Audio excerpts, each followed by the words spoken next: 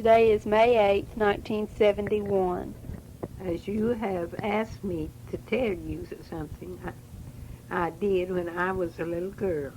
As you know, I am now 88 years old. You can't expect me to remember very much that long ago. But anyway, here I go. My father, your grandfather, fought through the Civil War. He was born July the 14th, 1842. How his home was in Stokes County, North Carolina. His father died when he was a youth. His mother was left with 6 children and one woman slave named Cat. He being the oldest of the children, we can imagine he felt a great responsibility. Anyway, he felt that he must fight for the Confederacy. So he volunteered for service the first year of the war, 1861. His mother, feeling her helplessness, married. I don't know if she married before or after he volunteered. Anyway, he was very unhappy about her decision. He served in the Army until it ended. General Robert E. Lee was his general. When I was a little girl, I remember him telling us how his brigade loved the general and his horse, Traveler. He said when they would see him coming, every soldier would throw up his hat and cheer. Everyone would want to pet Traveler. The general always shared their problems with them and gave them encouragement. When the South surrendered, the North took numbers of the Confederates as prisoners.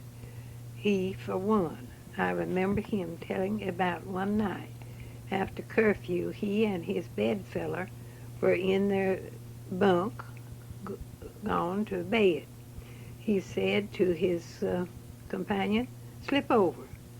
A Negro guard happened to be passing and heard him speak. He fired in on them. He said the dirt from the bullet flew up in his face, but fortunately did not hit either of the men, of the two. He was kept in prison in Elmira, New York, after the surrender. He said, after the surrender, he said when he was finally released and permitted to come home, he was so black and so thin, his friends did not recognize him. And the sad part about his coming home, Sherman's army marched to the sea, had literally destroyed everything they came to. Families were separated. They fled from their homes. Buildings were burned and wrecked, stealing, killing, and so forth. But still, the worst part about his coming was that his mother had married a very undesirable man and had 2 small boys, his half-brothers. So he decided to take over.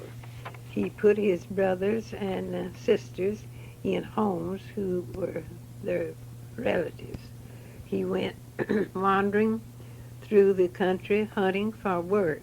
It was hard to find jobs because all business had been destroyed.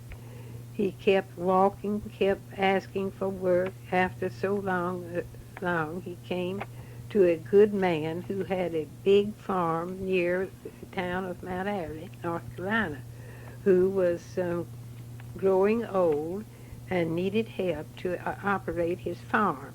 His son had been killed in service, so he went to work for him on his farm.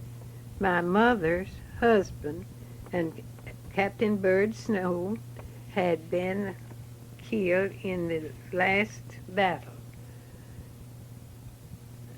She had two little boys, Bob and Bird, so she had to leave her nice home that she and her husband had enjoyed. She went back to her father and mother, who happened to be the farmer where my father was employed. She was a young, pretty widow, so by and by she and the roving soldier fell in love and got married and went to her home, a big farm house and 100 acres of fine virgin soil, having heavily timbered.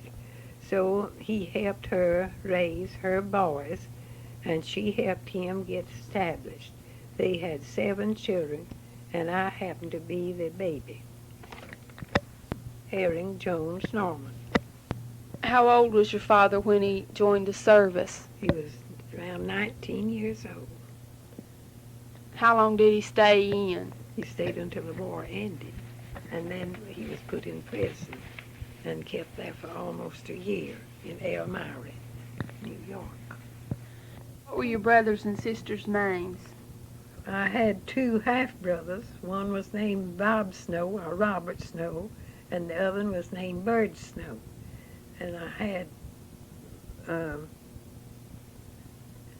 Betty, she married Mr. Wilmoth when she got to be a woman. Betty, Joe, Molly, Minnie, John France, or F we call him, and myself, and my mother had a little baby born dead. Did they have a name out for him? They intended to name him John France, and when he died, then when another little brother came on, they adopted him with that name. Now, Granny, when were you born? I was born November the 7th, 1882. My father never talked too much about his war experiences, but we asked him if he knew whether he ever killed anybody or not. And he said, well, he didn't ever aim at anybody to kill them, but he just shot through the crowd. And he don't know if he killed anyone or not. How many acres of land did your father have on his farm?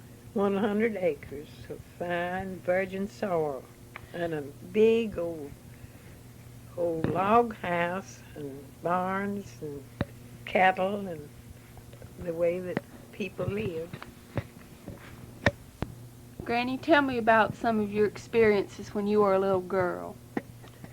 Well, when I was about 5 years old, I guess it was, we were people that entertained a lot in my father's home, so we'd been having company for about a week. And our company left this afternoon, I'm talking about, and it was kind of a foggy, damp day.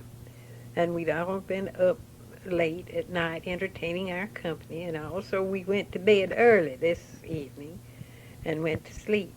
So everybody slept soundly until the next morning about 5 o'clock. My daddy usually got up at that hour.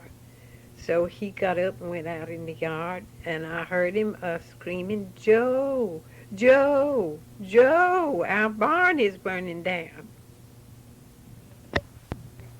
And of course we were all shocked and so frightened and so afraid we didn't know who we were or what we was doing, hardly. But anyhow, daylight finally came, and it got out in the community that John Jones had lost his barn and his horses and all of his equipment. And so the barn had been afire so long that the horses, you could tell from the way they were lying that they had tried to get out. They got under the trough and tried to run out from the fire, but see, they couldn't get out because the door was locked. And so they were burned so badly that back in those times they didn't have convenient ways to do things like we do now. So they just thought they were burned so badly that they couldn't be moved, and so they just piled timber on them and burned them right there in our yard. And my brother the next day went to the little city of Dobson, our county seat. And he went up there just because he felt so lonely and so wrought up and all. But anyhow, people said, they'd come around and say, "What is that I smell?" It was a terrible scent. And my brother told him, says, "It's my horses burning." Mm. And so nobody didn't give us any aid or anything. I think maybe one of the church members gave my daddy a few dollars or something. Anyway, time went on, and my daddy and my brother built another beautiful barn, and they had cattle, and the Lord blessed us. Your mother's name was Mary, wasn't it? That's right. Did she do a lot around the house? She did a lot of setting me in her rocking chair with a rug under her feet and a cushion at her back. My mother was not a strong mother. She had had a lot of hard trials to go through the war and all, and so she was kind of weakly. And my father took all manner of care of her. He wouldn't let her do any work, so she just had after I knew her, she had a very idle life. She just read her Bible and patched and entertained, and I don't ever remember her cooking a meal. But I had sisters that was grown when I was born, so they took over, and all of them made great, grand homemakers.